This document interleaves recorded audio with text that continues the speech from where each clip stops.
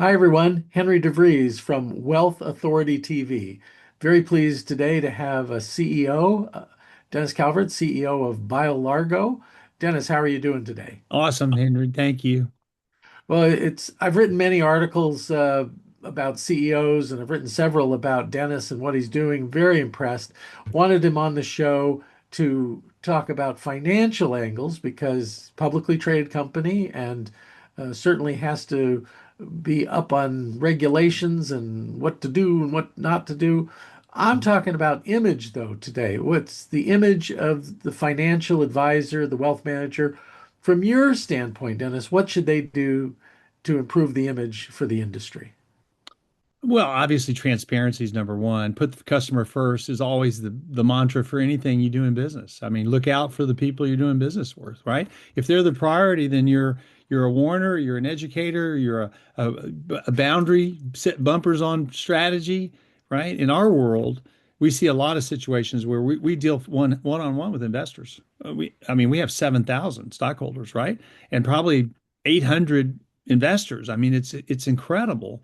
And in our world, what we find is that if we are willing to do the deep dive with people to educate and train, they see value in our proposition. Even while we're in the startup mode in the early days, sometimes you didn't have the financial credibility, but you had a vision. And so in that scenario, it really begs this question of risk reward, right? Every portfolio can have a portion in what we would call the high return category. That means it's risky. You take risk and you need to understand risk. So we always say to investors or to even people that are managing a portfolio, you just have to understand the trade. What is the trade, right? Can you dig deep enough to have enough information to know the risk reward and assume it doesn't work out, but if it does, it's worth it, and then balance that in a portfolio. And just so you know, not only do we do that with our investors, we also do it with ourselves. When we manage risk, we take a diversified approach. We leverage core competency. We diversify into strategies that allow us to leverage our toolkit in a way to create yield. It's the same as an investor. Diversified portfolio, capture yield, spread out risk, patient capital, put it to work, know that you're heading in the right direction, right? That's a very long view. And I guess for a financial advisor, that's what you want to give your client, a long view with all the information to make the wisest decision possible. Dennis, you're very passionate about the problems you chose to solve.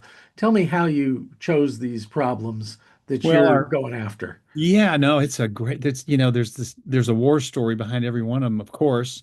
Yeah. So, but the simple version is we decided as a company to focus on impact first. In other words, something that's worth it. The trade, we talked about that a minute ago. It's worth the trade. Well, what's the trade? Well, it might be a career. It might be all the money you got. It might be a war, a war to get through the barrier to entry, but it's worth it, right? It's worth it. Why? Well, because you're going to do something really dramatic. When you look back, you can say to your kids, "We did it. Not only did we make the impact, we did it the right way."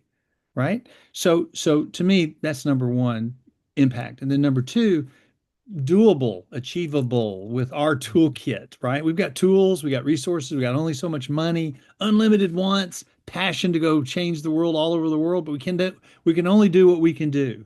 And so you have to temper, right, your strategy into our timelines, our feasibility, our toolkit, right? And then the third is things you can't control. Because sometimes the best deals you do are the ones you don't do. And so you got to look out and say, okay, read the tea leaves. What's going on in the world? Because there's always an intersection of preparation meets opportunity, things beyond your control fall into place for you. Hopefully, because you, as they say about Wayne Gretzky, you could see where the puck was going right before it was there. Well, it's the same thing in business. You got to look ahead, anticipate what regulatory is going to do. Our stories are fraught with so many lessons just like that, where you look down the road and you say, it's just right around the corner. And that right around the corner turned out to be 8 years or 10 years. And so you had to survive to get in the spot where the puck and the goal are matching up. And so you have to have a business strategy that allows you to diversify and have many shots on goal that allow that intersection to happen. And that's when all of a sudden you're looking really smart. And I'm telling you, that's BioLargo's story. It's years of work. It's very patient, long view, making that intersection happen for impact with great technology. Quite different than the just worried about the next quarter's earnings. It puts a lot of pressure on the team, I can tell you, and me too. But, as when the chips are down, we always say, "Hey, is it worth it?" The medical device is a game changer for health. And I'm telling you, in the darkest hours of our journey, and you say, "Oh my gosh, what in the world are we thinking?" You'd say, when we're done, we're going to impact lives. We're going to save lives all over the world. So we can't stop. This is too important. And with that kind of attitude and the diversification strategy with this core competency of science, engineering, passion, purpose, strategy, all these things come together. We've just been so fortunate to survive when, frankly, 98% fail. And so we're the testimony of persistence and passion and impact, and then figuring out how to leverage toolkit. I mean, that's it. It's not rocket science, but it is a lot of persistent. And so we're thankful, right? Thankful for the support, thankful for these innovations that are so incredible. And of course, staying live long enough for that intersection to happen in a way that makes us look really smart. If it's not rocket science, it's pretty close, Dennis. It's pretty close. I think it's, invention. I'm going to have one. This is really important. Mhm. Invention is about discovery. And discovery is the idea that brilliance, okay? Now, I've been doing this 20 years. So here's the way it works. You ready?